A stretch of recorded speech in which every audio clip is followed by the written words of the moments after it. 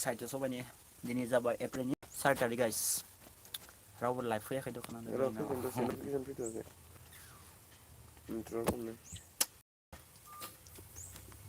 hello Nukul family hello प्रिमियामसो खोनादों माथो नै आंनिया जासिगोन फैबाय थांबाय जाबाय एबार फैसिगोन केमेराखौ बेनो दोनदो दे जोंहा लोगोसे कफि ब्लग गासैबो मा खालामदों अके सासे फैबाय लाइक होबाय बिदिनो लाइक होबानो जाबाय कमेन्ट हरबानो जाबाय मोजां नाङो फरायनानै नोंथांमोनजों दासो सावरायनोसै नटिफिकेसन फैखादों औ साबबा नायबाय दासो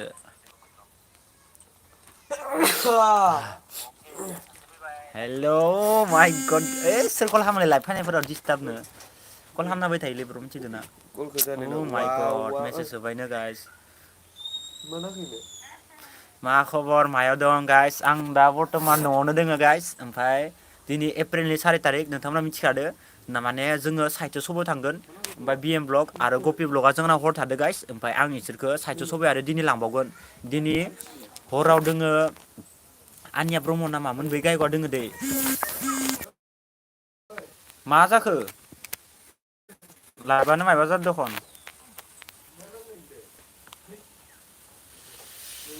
हा लाइभआ थांदोंना नोंनियाव फैदो दिनै फार्स्ट टाइम लाइभ फैदोंमोन आंनिया नेटआ एसे स्ल' आंबो दिनै फार्स्ट टाइम ना बेनिखायनो बारा सेटिंखौ मिथियाखै आङो जाबाय दे जाफिनबाय थ' गाइस दिनै फार्स्ट टाइम लाइभ फैदो थ' गाइस माने हेलौ नकुल फेमिलिफोर औ ओइनै कमेन्टआ आं दासो नायदों कमेन्टखौ नों नायनो हायाखै आं अबेसिम फरायखोमोन फार्स्ट टाइम फैदों आं फार्स्टनिफ्राय कमेन्ट खनसे होबावनोसै आं ना नङाबा ब्र मोना गाज्रि मोनगोन ना हाय रिंसार मा खालामदों बसुमतारी हाय मोजां खबरा बर' मा खालामदों बर' जोबोद मोजाङै दं सजित बर' ना इयो बसुमतारी मा खालामदों न'आवनो दं नैदि गोदै ना हेल' नकुला हेल' लाइभ हेल' हेल' गैया दिनै फार्स्ट टाइम गाइस लाइभ होदो माने सेटिंफोरखौ इमान बारा मोजां मिथिया दे आं दिनै फार्स्ट टाइम लाइभ होदो गाइस नोंथांमोनाबो दिनै फार्स्ट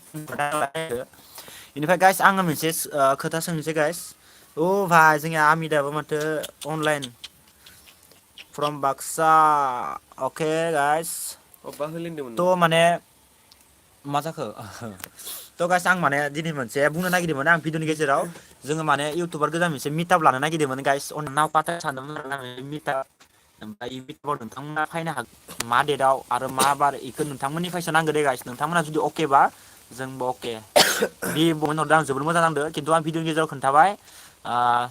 लाइभआव खोन्थाखाबाय मोनसे मिटाप लाखिनो नागिरदों नोंसिनि दोङो जोंहा जुनाइनि कपि ब्लग आरो नोंसिनि दोङो जोंहा मुसुलपुरनि बि एम ब्लग जों उनाव लाखिबाय इसोरखौ दिनै खाम मैगं जानाय मारै जाखो मिथिला बरिया बरिया फेन्टास्टिक अके बिमा बुरैनि संनायखौ मजेन आंनि गाइस बेनिफ्राय आं मोनसे फेमास जाथावना मोनसे नाम दोन नोंथांमोना मा जागोन जेरै ब्र'आ बुंदों आरो ना नेक्स्ट लेभेल होननानै दा जेरै बिकास सेत्रीमोना आइ लाभ त्रिबुल फुड इउटुबनि चेनेल नामा दा इसोरखौ मानो थाखैनि थांदो ससेल जादों थांना थाङाखै आरो फन सलायबायलै बाल थै हाजेमफुरि दा इसे नुलानो खायनो नटिफिकेसन थांला जादोंब्रा ओइ जालायबाय जागासिनो दा दिनै फार्स्ट टाइम होदों ना आङो थै आं दुखुसो नांबायलै आमित ब्लग फैदो जोंहानाव फै औ माइ दे फरिना हो बोरो माबायानो फैया दखन मालानो इलाय इसोर दा लाइभखौ नुनाय नङा दा ओइ नुगोन ना नुवाखै आङो नुयोलै ब्लगार नुदों भाइ एस बि बिथाङा बुंदों तामुलपुरआव फैयाखै नामा थांगोन ब्र' दा टाइमा जाबाय 10:19 AM जाबाय माने जोङो बड' राइडारखौ नेबाय थादो गाइस इयो माने बिजनिनिफ्राय फैबाय थादो बिजनि मोनबाय होन्दोंमोन ओमफ्राय इयो फैबा जों थांगोन माने आं इखौ जोंहानाव लिंहरदो दे आरो नेक्स्टआव सोरबा माबा मोनसे कमेन्ट हर आङो मा नाम दोननांगौ गाइस जेरै मा नाम आङो बि कमेन्टखौल'सो नांगौ हाय होनदों ब्र'आ जोंनिया आनिल बिटि वाइ जोबोद मोजां फार्स्टनिफ्राय फरायना हो नङाबा दुखु मोनो जागोन ओइ ओइ माथो लायखो स्ल' जालायबाय नामा नेट जायाखै आंनिया मा जायाखै जादों जायाखै एक्सुवेलि जायाखै आंसो माबा खालामदोंमोन दिपांकार जुलि नार्जारि मा ओंख्रि जाखो ब्रयलार बेदर जाबाय आरो ओमफ्राय बहार बसुमतारी हेल' ब्र मोजां मार्क्स ना इयो मा खबर हेल' ब्र मोजां नेक्स्ट लेभेलखौनो दोन होनबाय थादो जोंनिया ब्र'आ मा जागोन दा ब्र' नेक्स्ट लेभेलखौनो दोननांगोन नामा आंबो नेक्स्ट लेभेल होननानै बुंबाथ' बिगासे आंखौ रायबालाय रे जोंना नै गपिया एल्ला जानोबा नामा जोबोद मोजां नांदो गाइस लाइभआव नोंथांमोननो दिनै नुजाबाय आं सानदोंमोन नोंथांमोनखौ दिनै बेस्थ'आव दोङो रावबो फैनाय नङा सानदोंमोन आं खिन्थु होआमोन इसोरो बुंबाय लाइभ हो होननानै नंगौना ब्र' मा गजल थाबाय था दे फुखिबाय था बखिदो दे माबा मोनसे बुं आं जेबो बुंलायना ओइ मिनिनानै दा मिटापा दोनसिगोन मा जागोन जोंनिया खै थारिखआव लानो न' मायाव लानो दा ए ब्र' गाइस दे नोंथांमोना अननानै खनसे बुङोलाय माने मिटाप मोनसे लानो नागिरदोंमोन जोङो माबायाव सुक्ले पार्कआव नावकाटायाव नोंथांमोना कन्टेक्ट खालाम आरो जाय जाय इन्सटाग्रामाव फल' खालामबानो जाबाय नोंथांमोनाबो मिटापाव फैनो हागोन जोंथ' दा गोदोर इउटुबार नंखाया गाइस खिन्थु जोङो उन्दैसो नङा होमबा माने जों इन्टारेस्टनि थाखाय मोनसे मिटाप लानो सानदो नोंथांमोना जुदि आंखौ फेसबुक आरो इन्सटाग्रामाव फल' खालामाखैबा खालामबानो जाबाय नुकुल ब्लग दे आंनि इन्सटाग्रामनि आरो फेसबुकनि नामा ओमफ्राय जोङो बि मिटापाव जाय फैयोथ' जोङो जेबो इउटुबार गोदोर नंखाया नङा होमबा जोङो माने चक्लेट बायना लांगोन दे बथलसे बा बथलनै गोदोर ओमफ्राय चक्लेटखौ माने गरसे गरसे होगोन इ मिटापाव आरो ना गाइस नोंथांमोना हेपि जास्ट दंना खुगा गैया गोदै बेखौ मिथिया मोननायनि आं फैदो फार्स्ट लोगो मोननायाव मार चक्लेट दोनांगो गोदै पार्कआवनो गोदै बुस्थु नांगोन अके गाइस ब्लगार भाइस बे बुंबाय थादो आरो जोंनिया आसामिस माने बिकास लायनो माबा नेक्स्ट लेभेलखौनो दोन होनबाय थादो आरो दा आंनो नोंथांमोना आंखौ जेबो दा कमेन्ट हरथ' नाङा जिखुनु मोनसेल' कमेन्ट हर आं बुंनि दा आङो मा नाम दोननो नांगौ जेरै माने खासे इउटुबारा मोनसे सिनायथिनि नाम दोनो नालाय दा इ टाइपनि नामनि थाखाय नोंथांमोना साननानै कमेन्ट हरलाय आं खनसे नायनि बे इन्टारेस्ट जादों आरो ना माने आंनि भिउसफोरदो मोनसे माबा नाम दोनजानो लुगैदों आरो ना मोनसे आङो ब्लग स्टुडिअ हेल' मोजां रबिट बर' मोजां बे गासैनि कमेन्टखौ आं फरायनो हायाखैबाबो नोंथांमोना गाज्रि मोननो नाङा आंनि बे लाइभआव माने साडेनलि फैनाय जादों माने जों मोनसे मिटाप लानो नागिरदों आरो ना सुक्लाय पार्कआव खिन्थु जोङो डेटखौ फिक्स खालामाखै दा नोंथांमोननिफ्रायसो नांगोन दा डेटखौ 10,000 1K नोबो हरजोबगोन डाइरेक्ट भिडिअनि गेजेराव बुंबा एसे बोरैबा जायो होमबाबो नोंथांमोना माने इन्सटाग्रामाव बिबानो जाबाय हरगोन दे आं दा आंनो नांगौ खालि गाइस मिटापखौ लाखिनो नांगोन नाङा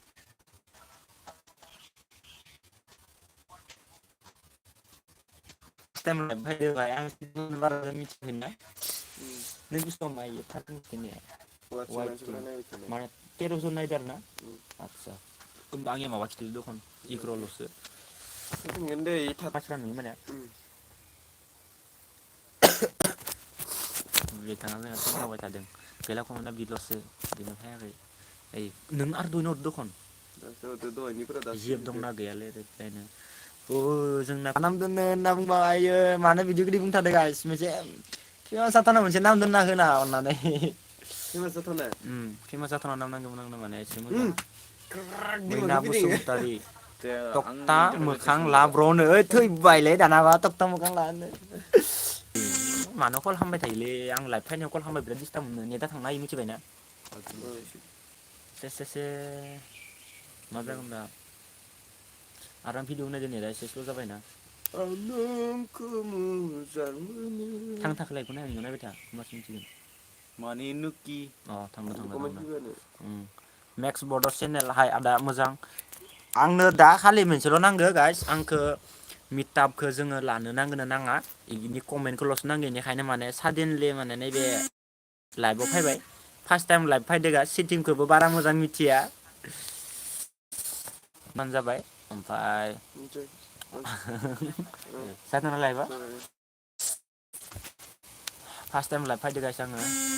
मानो कल खालामबाय थायोलै दे बिराद दिस्टार्ब मोनो आङो कल खालामबाय थाबा दानना लाइभ होब्रा फैनायफोराव दानना हो दानना होबा हामा मोनगोन ना दा न'आवनो आं दा लाइभआव दोङो माने दा जाथारनांगोन दा लाइभआव दोङो नामा बेबो दा फोथायनाय नङाना बेनिखायनो दाननाया दायो नायनो होब्रा बेखौ मिसाखौ नेट मोननाय जायगायाव थांदो ब्र'नो नेट मोननाय जायगायावथ' थांदोंमोन ना खिन्थु नेटआ इयानो जागौमोन आरोना भिडिअ नेटआ आपल'ड बेयावनो होनानै जागोन थ' माने आंनिया नेटआ बेयावनो स्पिड जागौमोन माने आङो साहित्य सभा 2-3 थारिखनि मैया 3 थारिखनिखौ आं माने दिनै फुङाव माने भिडिअखौ होदों ना ओमफ्राय आंनिया माने एमबिआ 90% थांखादो ओमफ्राय आरो बिदि गोदोनो एक्सट्रा एसे दंबावोमोन आरोना नेटपेक बेखौनो माने आं लाइभआव नोंथांमोननो ओरैनो दसे खमाय सावरायनो फार्स्ट टाइम फैदोंमोन आरो ओमफ्राय दा मा खालामनो नेटआ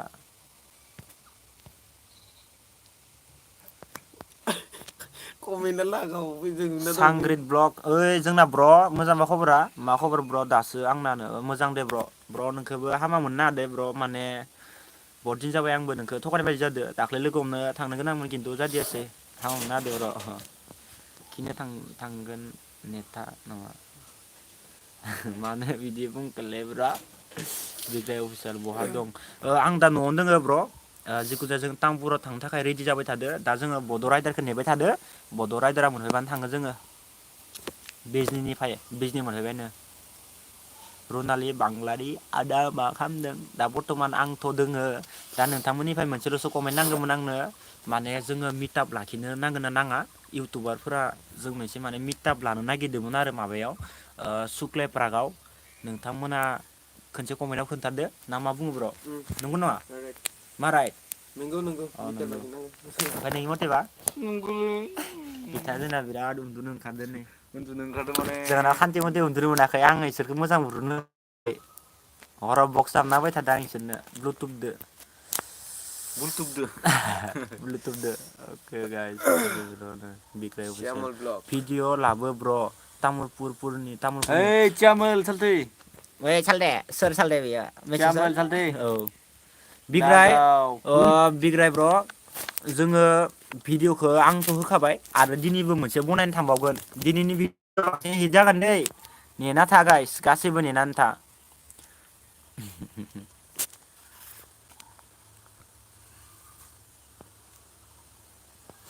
जोबोद मोजां नांदों खिन्थु दिनै फार्स्ट टाइम लाइभ फायदो लाइभबो होनो रोङामोन आङो मायाव थुनांगौ आरो फट'खौ मारै होनांगौ नटिफिकेसन थांनायखौबो मिथियामोन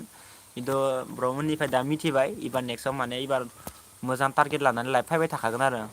बुं सालथे नोंखौ माथो हरदों सालथे नोंखौ नायनो लुगैसोदो रक्स 90 रक हाय ब्रदर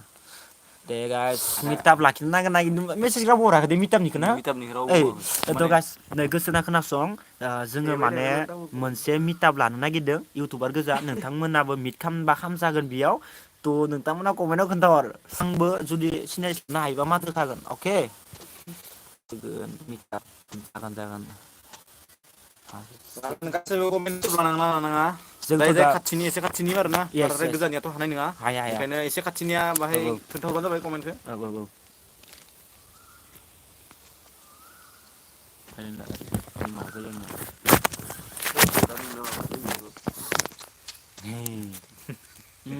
कल फेमिलि आइ लाभ इउ गासैनिसिमबो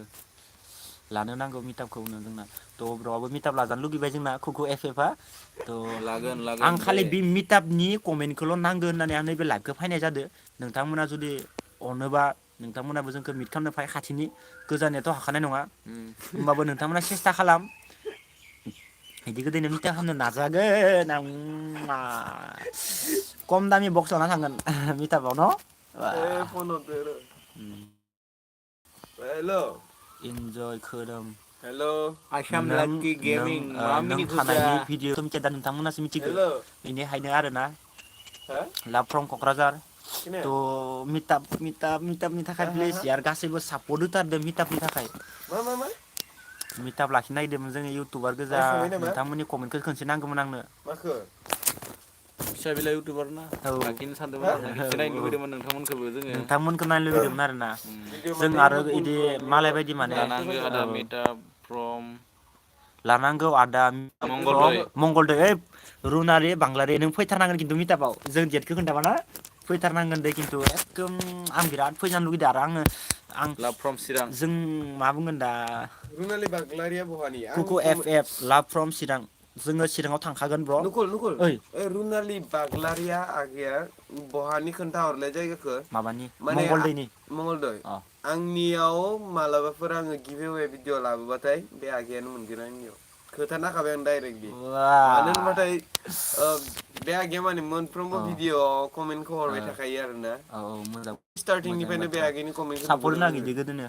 थ' मेसेजआ खिन्थु फैबाय थादो गाइस खिन्थु आं रावनिबो मेसेजखौ माने इदि थाब थाब फरायस्लाबाखै माने अनलि मिटापनि इदि बुंनायफोरखौ माने सादेनलि नायै आं थाब थाब बुंखाथारगोन दे मिटापखौ लाखिनो नागिरनाङा इखौल' कमेन्ट हरदो गाइस प्लिज अननानै नकुल फेमिलि मिटाप लानांगो मिटाप लानांगौ दे येस नोंसोरनिबा इउर बबाव लानो राइट देनाय नोंसोरनिबा बबाव नोंसोरनि लानो मथेबा मायाव लानांगो जोंनि बाक्सा डिस्ट्रिक्टआवनो लानांगो ना बेलेग डिस्ट्रिक्टआव आं बया लुगैदों मोनसे जायगायाव बेयाव मोजांबो जागाया एसे फिल्ड बायदिबो जायो नावकातायाव लानो सानदोंमोन गाइस ढेकियाजुलि फै दादा मालाबा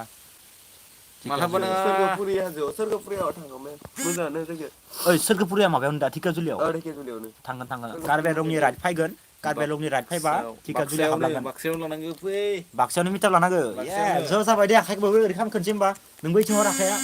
1 2 3 आरो दंबावो माने लोगोफोर फैबावगोन आरोना नोंसोर जुदि फैनो गोसो दंबा सुदेम मुसाहारि हेल' आदा आइ एम सुदेम मुसाहारि फ्रम सिमेन्ट सापरि ओइ सिमेन्ट सापरिनि दंफायनाय कपि ब्लग हेल' आदा जकिं ब्लग हाय आदा फ्रम कार्बि आलं ओइ ब्र कार्बि आलंआव थांखागोन गाइस आं बुंखादो इसोर सानैया बाक्सानि आइ एम सिमेन्ट सापरनि बराय नांगोन ओइ लाइभआव फैबाय नुदोंना गाइसमोन आंबो बाक्सायावनो दंनो अके सोर फन हरबाय दं फनाथ'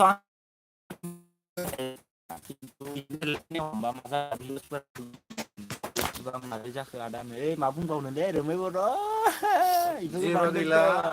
इफोरखौ दोनथ'दो इफोरखौ दा दोनथ'दो उनाव मोजां दिन लाना खोथाखौ बुंसिगोन रायलायगोन आं मोजां बुंसिगोन नोंसोरना गामिखौ मा गामिया दा जोंनाथ' दारकुसि होनना बुङो मेन सकआ ओमफ्राय आंनि गामिया जाबाय बैग्रिबारि माला थांनाय आदा गपि ब्लगआ जोंहानाव फैनाया मियासो फैदो इयो दाख्लैनो फैखादोंमोन ओमफ्राय बे ब्लगआ आंनाव हर थादोंमोन ओमफ्राय माने जोंनिथिं साहित्य सभा जादोंना ब्र इनि थाखायनो जोंहानाव दिनै लाखिबाय आरो दिनै हरसेबो लाखिबावनोसै ओमफ्राय इन्टारेस्ट खालामनोसै बिदिनो लायनोसै माथि थांनाय जायो नुबाय थागोन दे ब्लगाव ना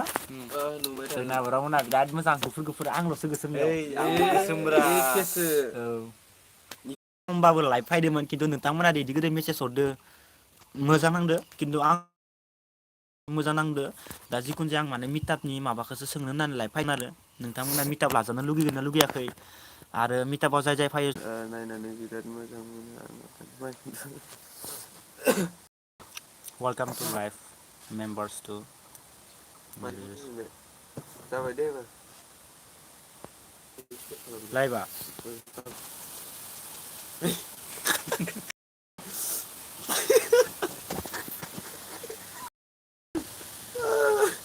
जारलालै नुखुलजोबो आं नोगोद मिनिबाय दे खिन्थु मोसा दे नखल फेमिलि मोसादो खुला